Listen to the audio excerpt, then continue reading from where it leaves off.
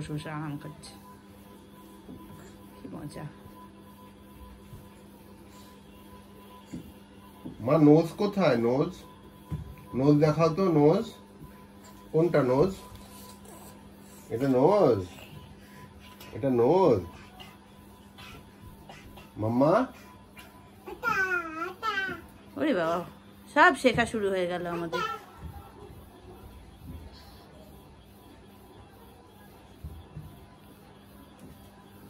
কি হচ্ছে?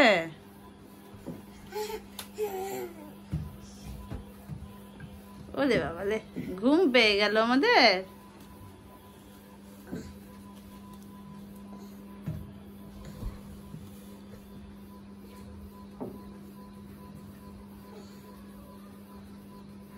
এটা কি হলো? হেয়ার ব্যান্ডটা চোখের ওপর।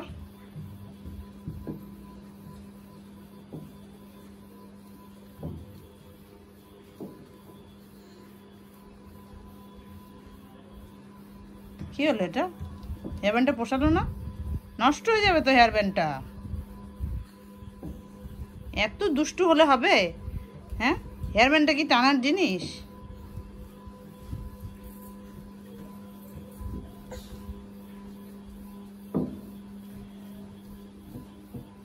একটু বসো, একটু বসো, ওটা নষ্ট হয়ে যাবে। বসো।